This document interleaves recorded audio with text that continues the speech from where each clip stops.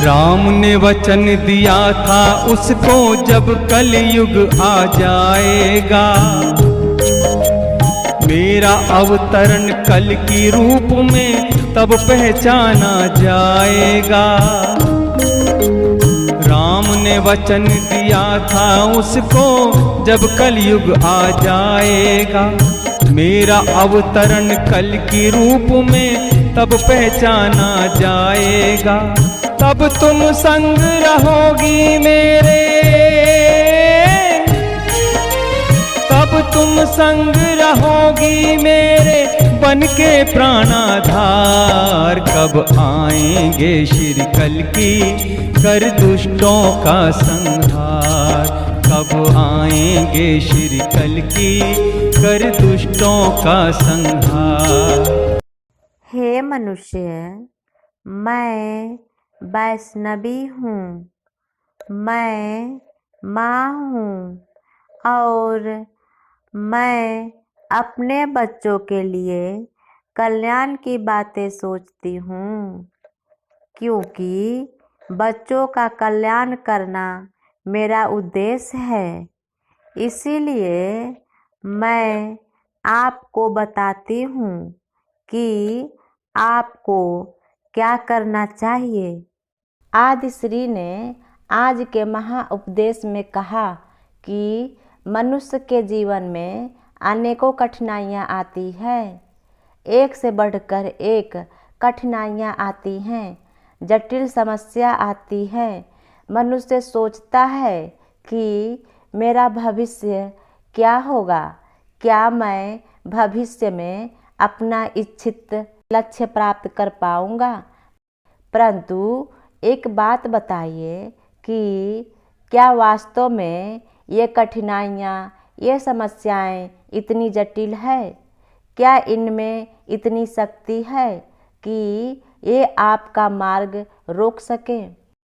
क्या इनका उत्तर पाना इतनी जटिल है? नहीं। थोड़ा शांत मन से विचार कीजिए। कई बार उत्तर इतना जटिल नहीं होता जितना कि प्रश्न। वास्तव में आपके सारे दुख का आधार है आशा या उम्मीद या फिर कामना।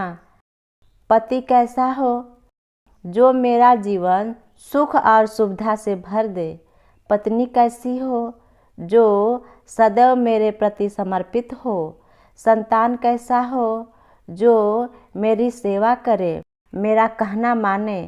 मनुष्य केवल उसी व्यक्ति को ही प्रेम कर पाता है जो उसकी उम्मीद या फिर कामना को पूर्ण कर पाता है। यही आपके दुख का आधार है। वास्तव में आशा या उम्मीद फिर कामना का नियत ही है पुण्य नहीं होना, क्योंकि आशा या उम्मीद या फिर कामना मनुष्य के मस्तिष्क में जन्म लेती है।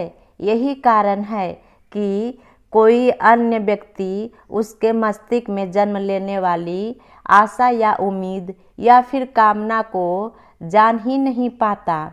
आशा या उम्मीद या फिर कामना को पूर्ण करने की इच्छा रहने के बावजूद भी मनुष्य किसी की आशा या उम्मीद या फिर कामना को पूर्ण नहीं कर पाता, पर वहाँ से जन्म लेता है संघर्ष। गीता अध्याय 3 का श्लोक 37 में ईश्वर ने कहा कि कामना ही क्रोध है। गीता अध्याय 2 का श्लोक 62 में ईश्वर ने कहा कि कामना में विघ्न पड़ने से क्रोध उत्पन्न होता है। तब तो संघर्ष निश्चित ही शुरू होना है। सारे संबंध संघर्ष में परिवर्तित हो जाते हैं। इसीलिए यह परम आवश्यक है कि मनुष्य आशा या उम्मीद या फिर कामना को संबंध का आधार न बने और स्वीकार करें केवल संबंध का आधार प्यार। ऐसा करने से मनुष्य का जीवन सुख और शांति से भर जाएगा। तथास्तु, अर्थात ऐसा ही हो।